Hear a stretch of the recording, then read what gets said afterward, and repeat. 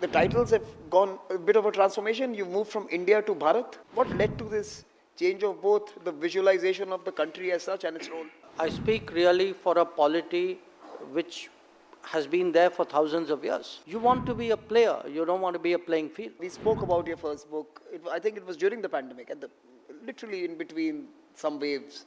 I remember we were masked up and having a conversation on the book. It was titled The India Way. Mm-hmm. And your second book was called Bharat Matters. So the titles have gone a bit of a transformation. You moved from India to Bharat. And the first one was about the way, the second is about India's significance in people's lives. What led to this change of both the visualization of the country as such and its role? Well, I think when I used the word Bharat in the second book, Why Bharat Matters, as opposed to the India Way,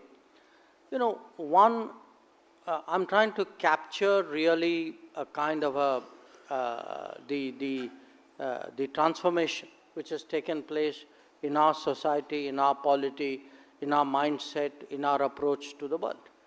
And in many ways you have, if you look at, the thought processes which are driving us today, I would say they are much more authentic, they are much more deeply rooted in our culture, in our traditions, in our heritage. So that is one part of it. And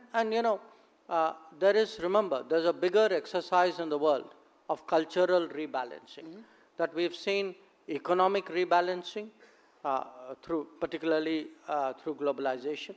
We have seen political rebalancing, but the third phase of it is really today cultural rebalancing. So there's a bigger conversation there which is going on as well. So an India which is much more conscious of its culture, history and traditions, which, for example, remembers its linkages.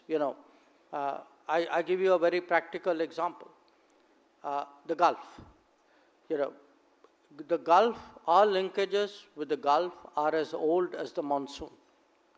That people traversed this space because of the winds.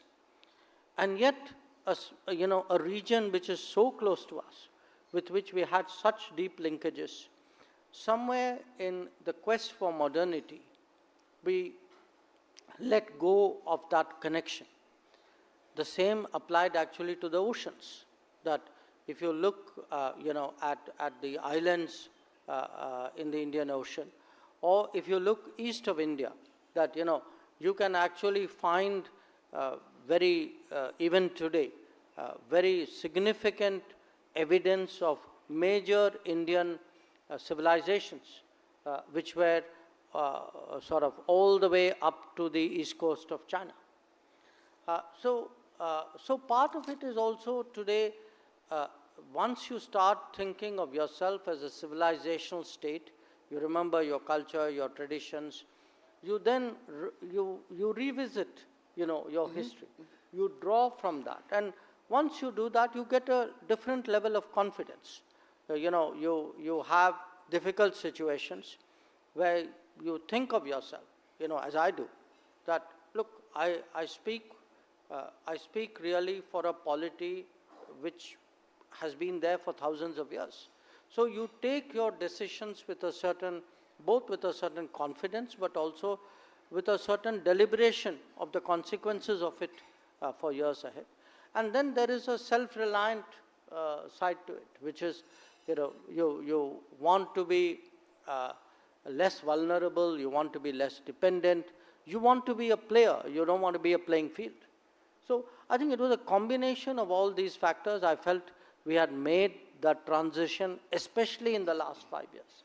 And that's why the title of the second book as opposed to the first. From breaking news, detailed analysis, in-depth interviews and explainers, follow the Times of India. Subscribe to our YouTube channel. Don't forget to like our videos and hit the bell icon to stay updated with the latest.